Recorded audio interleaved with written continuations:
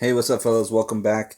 I'm doing another video, and this is going to be focusing on the latest H-Case retro entertainment cars. Probably my favorite release in the past couple of months. And the last time I was this hyped up about a release was when they came out with the Ecto 1A, which is a fantastic release. Also had the Thunder Roller in it. But this set, sorry, was really highly anticipated for me. And actually, a big shout out to Mr. HW 1968 Russ. He's out in Canada as well, and actually he posted on his Instagram that he found these in the wild at his Walmart, or actually no, I think it was Toys R Us that he mentioned. But anyways, long story short is after he posted it, I knew that it hit Canada. He's a local Canadian collector, so that was like my way of getting a heads up from him. And I went out, looked for them, and I ended up finding a set. And since then, I've had help in obtaining a couple of extras, which I'll be showing you guys in a second because, shout out to Lamar Fashawn. I ended up freeing the piece. And it was hard for me to do, but it's a great piece that I really like a lot anyways from the two time machines, so I set those free. But before we get into showing you the loose look at those cars, let me just show you guys right now which cars are in the assortment. So first one here is the Time Machine Mr. Fusion. Really sick piece. Really, really nice. Has a Zamac finish. A lot of people refer to this as the original Zamac. And this is the way the car should have been released the first time around. The first release of the Back to the Future Time Machine had a matte gray finish. And, looking back on it, it still looks cool. Just doesn't look as cool as Zamac, though. Second one up here is the Time Machine Hover Mode. Has a clear stand inside. And you guys will probably see more detail on this one here once I show you the loose version. But another fantastic piece. Really nice that they would include two in one series. So that's awesome. And then I've got the Toyota 2000 GT Roadster from the 007. A lot of people may think this is going to be a peg warmer. In fact, it's not going to be. A lot of JDM guys are scooping this up. I was actually really excited about this one too because it's a really nice piece. So yeah, it's another nice one to have in the collection. And last but not least, it's the Christine Camaro 1967 Camaro. And I mean, everything looks awesome on this car. The only thing I'm not too crazy about is the lack of detail. I mean, there's no door lines nor door handle, but everything else looks really cool.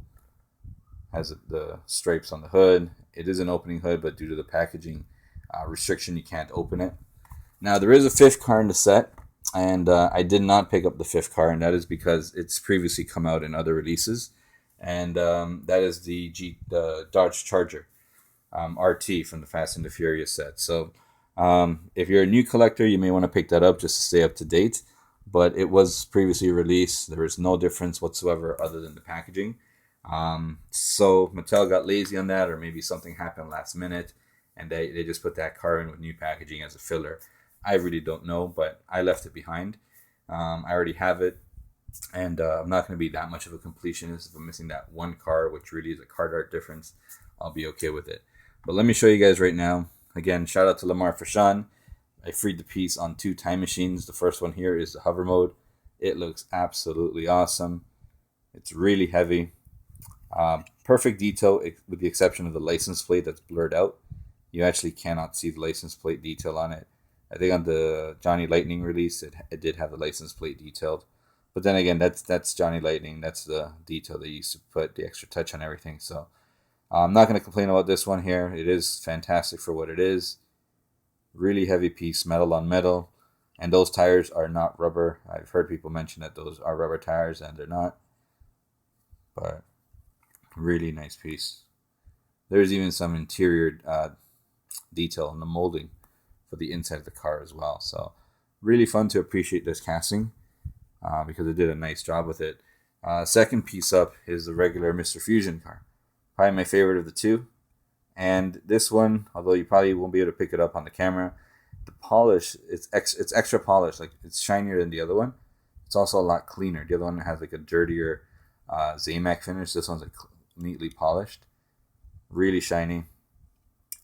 And again, the rear license plate is blurred out, but nonetheless, really fantastic looking car. Has a really cool stance to it. Same wheels as the original Time Machine and from the MK Super Treasure Hunt, the DeLorean. Just awesome. And, while I was sitting these free, I decided to go through some extras that I may have had that I hadn't already cracked. I've got this one right here, which is the Thunder Roller from BJ and the Bear. Hadn't set it free before and decided to let it free because I did obtain a second one thanks to, sorry, not forgetting the name, but to James Nyberg. Sorry, I'm almost drawing a blank on my own video here, but James Nyberg hooked me up. I actually sent this to him. He needed it in one of our trades. I sent it off to him. It was the only one I had in my loose collection, or that was going to be in my loose collection. And he was nice enough to send it back in our next trade. So thank you so much. This is going obviously with the rest of my loose cars, which I've got to make room for and probably work on doing a separate display for my loose cars down the road. I have to find out how I'm going to do that. But I'm still in the cracking mode, guys, especially with these retros that are awesome. So the next car I'm actually going to crack for you guys right now, which I found a dupe of, is the Homer. Really like this car. Been hanging on to it for way too long. I'll show you guys right here. Boom. That is the Homer Simpson car. So yeah, this video was meant to showcase the H-Case retros. Ended up becoming a bit of a cracking party for the rest of the retro entertainment cars. Really, really nice piece. The only thing I can tell you guys right now, I noticed there's more and more, based on my Instagram feed, there's more and more people getting into the retro entertainment series. Great series to get into. It's actually my favorite one that Hot Wheels has released. If you guys can get into them, try to do so. They're not easy, to get the older releases, but they're actually going to get even harder down the road. These cars are rare. They're going to get more and more rare, especially when you're looking at the elite releases like the Scooby-Doo van, the Ecto 1, the original Time Machine, the original Batmobile. So those are hard to get on their own, but with these releases, even the peg warmers can prove to be pretty pesky down the road. I know I've myself had a big challenge trying to obtain the 32 Ford from American Graffiti. And there's just a couple of others that, used to be peg warmers, and they were just kind of tough to get, but I eventually got them. So if you're looking to build your retro entertainment collection, a lot of people are trying now to go back and get them all. The time is now to do it. I don't know how long the line is going to go, but as time goes on, they're just going to get harder and harder to get. I try as much as possible to collect dupes of every car because if I decide to trade for something that I need that's retro related, I'll do that. Or if I have extras, I'll just crack them open, as you guys can see. Ultimately, these will look excellent as either a carded collection or as a loose collection.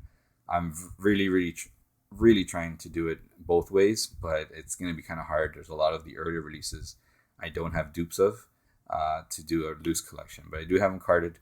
I'll be satisfied with that. So that's all I have for you guys right now, guys. Hope you guys have enjoyed. If you guys see these H-Case cars, which I know are showing up in a lot of stores in the U.S., pick them up. They're totally an awesome treat. If you love movies, if you like Back to the Future, these cars are iconic. Definitely worth having in your collection. Ended up picking a pair of these up too in Sentence John Fernandez. I know he likes the Back to the Future cars just as much as I do. I didn't mind hooking him up with that because they're just awesome pieces. And if you didn't get them now, they were going to get harder down the road. So glad I could help somebody else out. And hope you guys have enjoyed. I'll catch you guys in the next one.